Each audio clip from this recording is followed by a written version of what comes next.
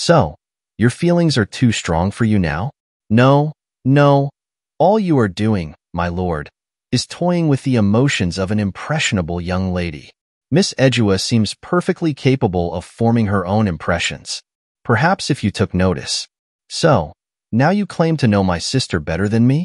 In Bridgerton Season 3, there's a line that hints at a major tragedy in the show, and it's got us thinking about all the juicy bedroom secrets we might uncover in Season 4. Shall we dive right into what we can expect? While many TV series keep fans waiting in suspense for news about their favorite shows, Netflix took a different route with Bridgerton. After the smashing success of Season 2, they didn't waste any time. Netflix preemptively renewed Bridgerton for both Seasons 3 and 4. This decision not only delighted fans, but also ensured that the Regency-era romance would continue its captivating journey on screen. Looking ahead, there's strong speculation that more seasons could be on the horizon, although nothing has been confirmed beyond Season 4 just yet. Fresh off the excitement of Season 3, which left viewers buzzing, author Julia Quinn dropped a tantalizing detail. Season 4's book has already been chosen. While the specific book title remains under wraps, this move signals Netflix's intention to streamline production, possibly avoiding the delays that occurred between Seasons 2 and 3. With 8 books in Quinn's Bridgerton series, there's a wealth of material for the show to draw from, and Season 3's departure from chronological order suggests a willingness to explore storylines out of sequence. As for the characters, Benedict Bridgerton's romantic journey seems unlikely to take center stage in Season 4.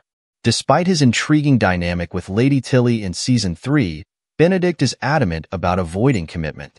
This sets up an interesting dilemma if his path crosses with Sophie Beckett, a pivotal character from the books whom fans anticipate seeing soon. The tantalizing tease of a masquerade ball in the season's closing scenes hints at a potential meeting between Benedict and Sophie, laying the groundwork for future romantic entanglements. Meanwhile, with Francesca now married to John Sterling, season May 4th shift focus to their lives in Scotland. This change in setting opens up new narrative possibilities, especially concerning Francesca's evolving relationships and personal growth.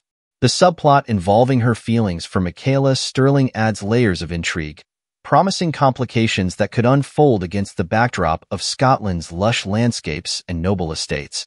Eloise's decision to accompany Francesca to Scotland represents a departure from the book's storyline, but presents an exciting opportunity for her character development. Having been somewhat sidelined in Season 3, Eloise now has a chance to shine in a new setting where her story can evolve independently of her sister Penelope's journey. Whether she finds love or pursues other ambitions remains to be seen, but Eloise's relocation promises fresh perspectives and narrative depth for the show. That said, Violet's bedroom secret story will likely be one of the intriguing secrets to look out for in Season 4. Departing from Bridgerton's usual narrative structure, the conclusion of Season 3 hints at Violet becoming a central romantic figure, especially with her budding relationship with Lord Marcus Anderson, played by Daniel Francis. While it might not dominate as the main storyline, Violet's arc, intertwined with those of Francesca, Eloise, and Benedict, promises to add depth and intrigue to the upcoming season. Another bedroom secret to anticipate involves the part of the season set in Scotland. This location plays a crucial role due to Lord Kilmartin's estate, where much of Francesca's storyline unfolds. After making her debut in Bridgerton Season 3, Francesca quickly became a topic of conversation among the ton. Despite being crowned the Diamond by Queen Charlotte, thanks to Lady Danbury's interference, Francesca, the self-proclaimed wallflower of the Bridgerton family, had no intention of staying in the marriage market longer than necessary. Her goal was to find a quiet, suitable husband in one season, and she found just that in John Sterling. Their whirlwind romance led to marriage by the end of the season, despite objections from the Queen and Francesca's own family. However, doubts soon arise after the wedding as Francesca begins to question whether she rushed into a lifelong commitment. But Francesca's journey is far from over, especially with the introduction of John's cousin Michaela, marking the beginning of a new chapter in her romantic life. Scotland is pivotal to Francesca's narrative, as it is where the Sterling estate is located. Francesca might relish the opportunity to escape the scrutiny of her overly involved family, though she may also find herself missing the company of the Bridgertons. The introduction of Michaela, who accompanies John and Francesca to Scotland, promises to stir up tensions and complexities among the trio. It remains to be seen whether Bridgerton will split its focus between London and Scotland or keep the Sterlings closer to home, navigating their newfound dynamics and relationships. Furthermore, the gender swapping of Francesca's love interest has sparked debate, adding another intriguing bedroom secret to our list. In Season 3, viewers were surprised when Francesca's book counterpart Michael was transformed into Nicola. This change, however, aligns perfectly with the essence of Francesca's love story as depicted in the books. Originally, Michael was the cousin of Francesca's first husband, John Sterling, who tragically passed away early in their marriage.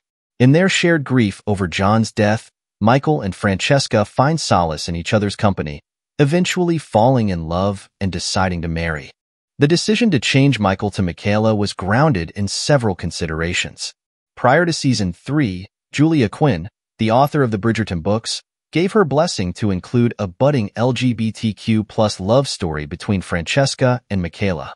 Fans of the series had long been advocating for queer representation, and with Francesca and Benedict's stories unfolding, Bridgerton is now embracing these narratives.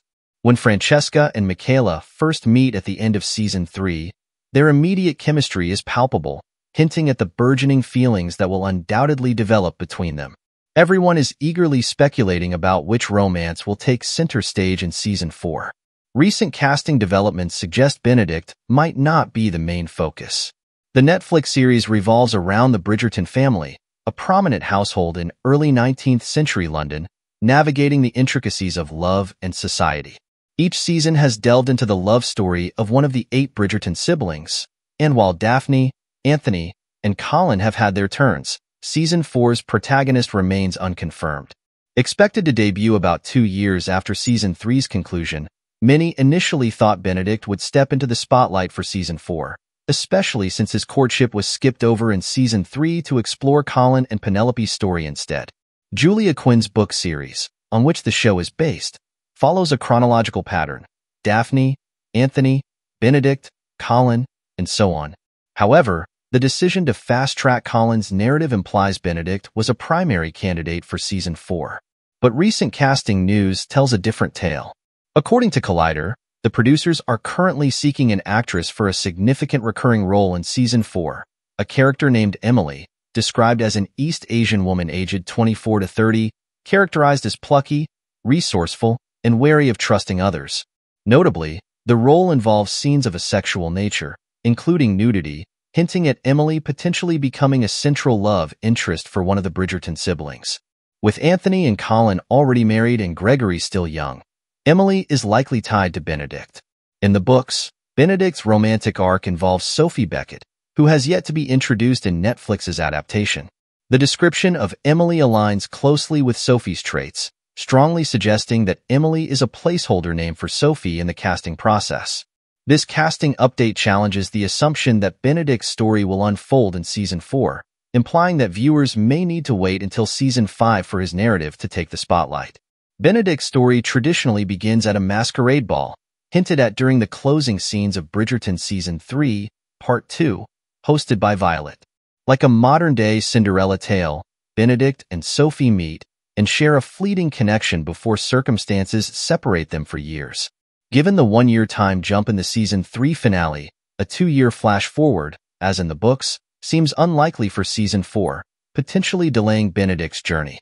This narrative decision, while frustrating for some fans eagerly awaiting Benedict's story, aligns with Bridgerton's method of gradually unfolding character arcs over multiple seasons.